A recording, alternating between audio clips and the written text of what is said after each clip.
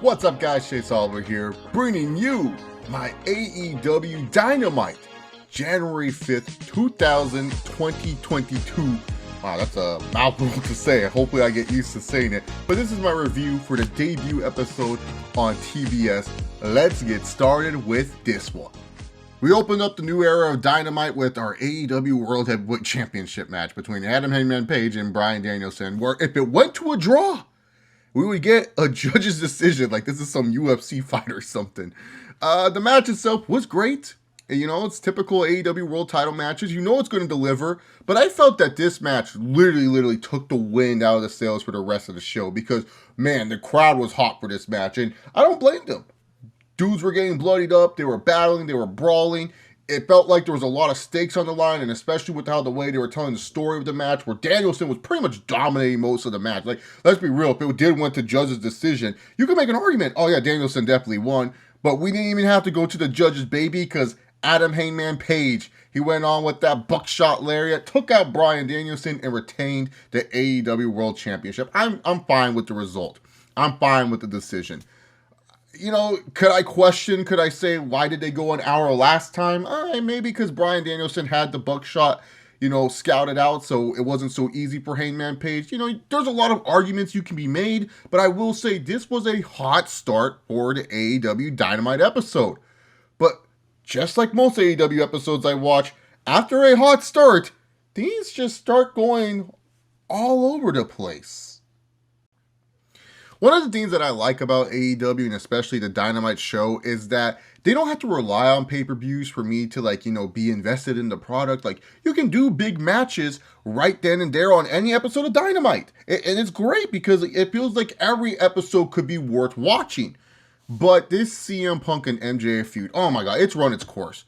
CM Punk is making hockey references. I feel like MJF is cutting the same promo. And you're going to face Wardlow as the new, y'all going to go one-on-one against The Undertaker.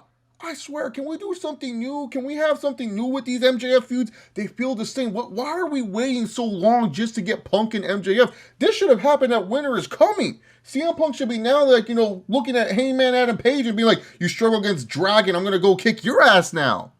I don't know why we're still stuck in this feud. It feels like it's never ending. So this leads to CM Punk versus Wardlow for next week's episode. And my question is this. Why are we building up Wardlow to look so dominant that when he enters the ring against CM Punk, he is going to look super duper normal? What's the point? Like, why are we having this poor jobber get powerbommed 5 times just so that way next week Wardlow can be struggling a little bit against CM Punk? I don't know. It's one of those things where it's kind of like I said, all over the place. CM Punk and MJF should have ended already, and now we're getting CM Punk versus Wardlow. We're building up Wardlow, but then Wardlow's just going to look like everyone else that faces CM Punk. It's like, what makes Wardlow special if he looks like everyone else? I don't get it. My head hurts just thinking about it. And then debuting on the new network on TBS, you would think that the new title with the new name, the TBS Championship, was going to main event. Nope. That was actually in the middle of the show. So we got Jade Cargill versus Ruby Soho in the middle of the show. And it's crazy. Tony Khan went on a radio show earlier today, and he talked about how Jade Cargill is the most dominant thing since Goldberg. So I was expecting this, man. I don't care how. I don't give a crud about their past history. Who's green, who's not, who's blue, who's red. I don't care. I don't care about Jade Cargill and how she can wrestle in the ring at this moment. I ain't worried about that. Goldberg, if you're going to compare someone to Goldberg, they have to dominate. And for whatever reason, in this match, and this is a problem with today's wrestling, a lot of wrestlers just don't understand to say, you know what, I don't need to look competitive in this match. This could be for you. Jade Cargill, this is for you. This should have been a one-sided Jade Cargill domination fest. This should have been Jade Cargill going in there and destroying Ruby Soho to the point where you're saying, she is that bitch. She is the first. That's what you needed to do with this match. The fact that it was so 50-50 and Ruby Soho was built up of the underdog, it was like, I've seen this before. What I haven't seen recently is domination.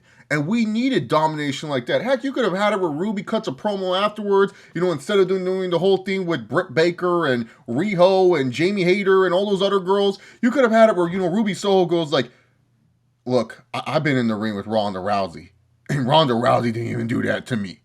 Like, build up Jade. Make Jade look like that monster. Make that TBS title feel like, oh yeah, no one's going to take it off of her. Here, Jade just looked like everyone else. And this is what I'm talking about. This 50-50 style of wrestling, I don't know. It just, to me, it doesn't do anything for anyone. I'm glad Jade is champion. I'm really happy she's a champion. She will probably be champion for a long time. But at the end of the day, I felt there was a missed opportunity of really, really taking Jade to that next level and really, really making it where fans are like, okay, yeah, she is that bitch. The Malachi Black stuff, I don't get it. I think maybe I need someone to break this down and explain it to me. I just don't get it. He doesn't connect with me. I'm just going to be honest with you when I say that. He just doesn't connect with me, and that sucks. He's a fellow Dutch brother. I would love to support my Netherlands homies, but something about Aleister Black, Malachi Black, whatever you want to call him, Tommy End, something about him, it's just like it goes over my head. My reflexes are not too fast enough to catch these, okay? I'm not Drax the Destroyer. I am Chase Oliver, and I just don't understand the hype and the appeal of Malachi Black. It's like, I got it with the Cody feud. I said, okay, there's something there. And then after that, it's like, oh, okay, like, what's the point? What is he? I don't know. And more as the show progressed, I really did feel like I was like saying to myself, man, this episode is just, I don't know, maybe the crowd was sapped from that great opening match. I don't know what it was, but the crowd was just getting lower and lower and lower. And then it showed in the main event between the Lucha Brothers and the Jurassic Express. I've seen this match a lot of times, and no doubt that these boys can go out there and kill it. They definitely can go out there and entertain me. Something about this match tonight, I don't know what it was. I was mostly on my phone. I was messaging people. I really just wasn't into this match. Like, it was like, I don't know, there was just something there where I was like, I kind of knew Jurassic Express was winning. Like, there was nothing in my head that was like, oh yeah, this match is like, no way that Jurassic Express is losing. So I just kind of like had that idea. So when they hit the fear factor, I said, oh, okay, I guess Lucha Bros are winning. That's fine. I mean, if you want to keep prolonging this, I don't know why, but if you want to, that's fine. But I don't know, maybe it's just like there's like mixed factors of I felt that the Jurassic Express should have won it a long time ago. Maybe the Lucha Brothers title reign wasn't what I was expecting. I don't know what it was. But then afterwards, Jurassic Express wins. Awesome moment for Jungle Boy. Awesome moment for Luchasaurus. Good for them. But then it's like they can't even have their moment. Like Christian's awkwardly giving them the titles, and then all the random tag teams of AEW are coming out, and you have Excalibur on commentary like, this is why the AEW tag team scene is one of the best of all time. Look at all these great teams. And I'm like, okay, one of them is like a team like in Red DR Agin who have been around forever. I didn't even see FTR out there.